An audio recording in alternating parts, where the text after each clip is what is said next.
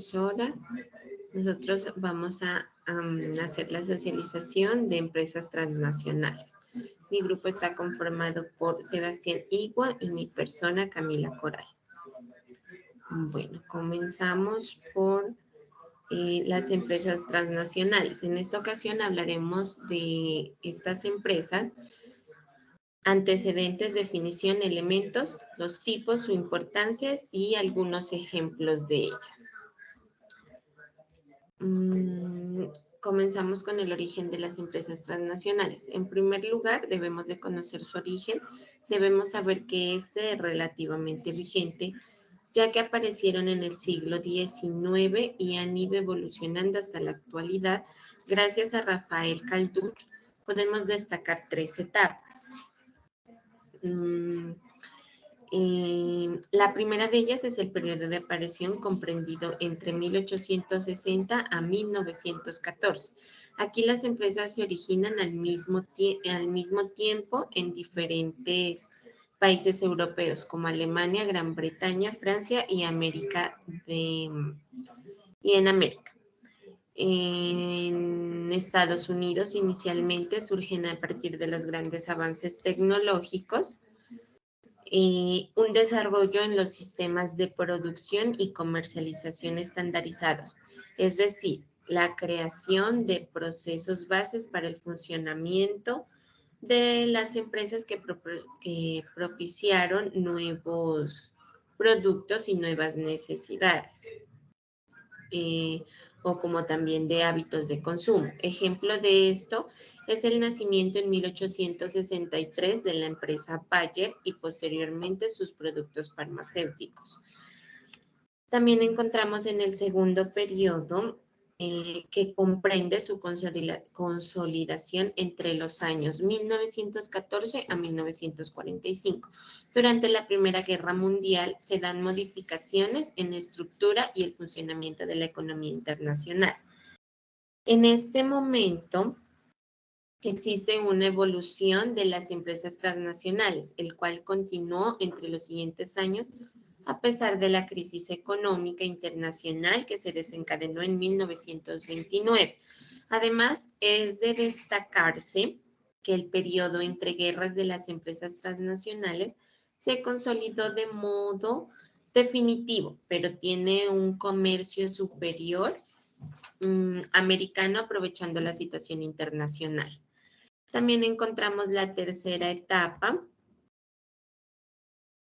La tercera etapa hace referencia a la universalización comprendida entre 1945 a 1990, con el fin de la siguiente guerra mundial que permitió una reestructuración en las relaciones económicas y políticas a nivel mundial.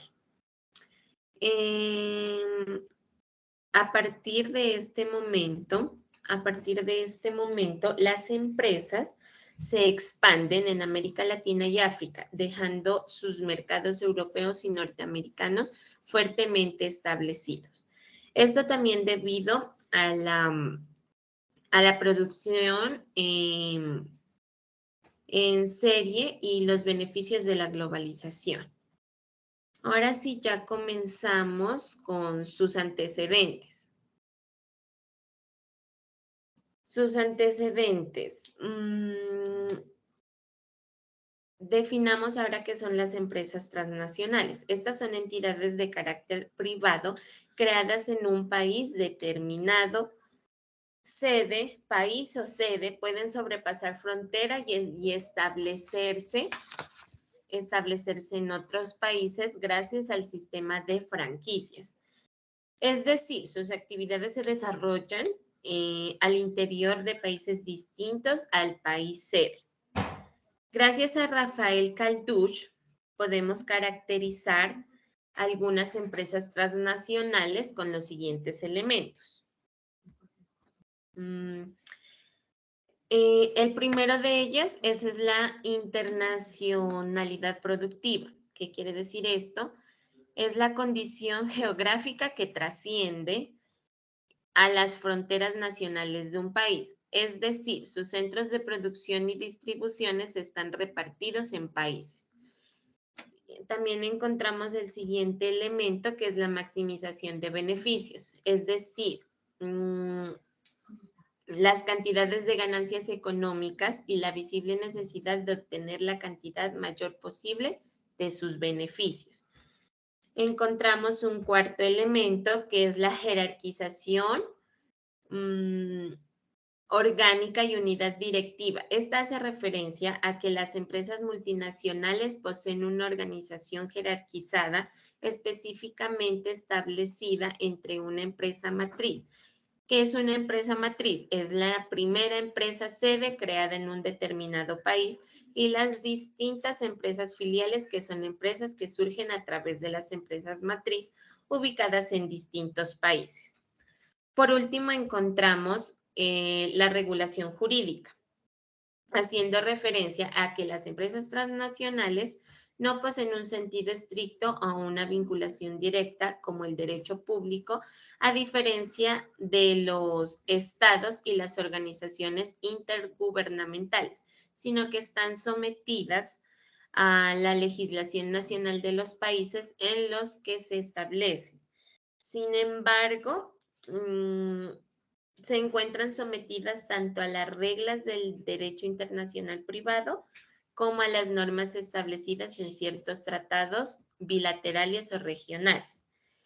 Ejemplo de ellos o ejemplo.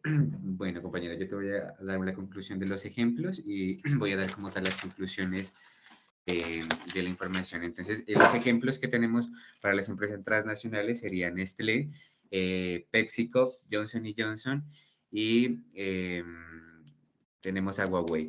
En este orden de ideas, una empresa transnacional es aquella empresa que tiene al menos una oficina o fábrica de sus productos en otro país, sin contar que la sede principal en la donde se originó directamente pues el producto o la idea. Estas empresas se caracterizan por tener un volumen alto de ingresos que se comparan también con las multinacionales, eh, aunque la diferencia de estas es que poseen una dirección descentralizada. ¿Qué podemos decir con esto? Que es decir, no poseen una sede, no poseen una única sede, sino que cuentan como con clones, con franquicias en los diferentes países, pero obviamente se van a regir a las normas locales en la cual se realiza pues esa franquicia donde se abre la apertura de la nueva sede. Y ya para concluir, pues, podemos dar a conocimiento que las empresas transnacionales son las que manejan el alto volumen de ingresos y que para llegar a eso tenemos que cumplir con unos requisitos tales como pasar en un volumen alto de ingresos para poder tener la estandarización de los productos y poder obviamente cubrir los mercados para así no tener como tal esa falencia. Y con eso concluimos. Muchas gracias por su atención y que tengan buen día.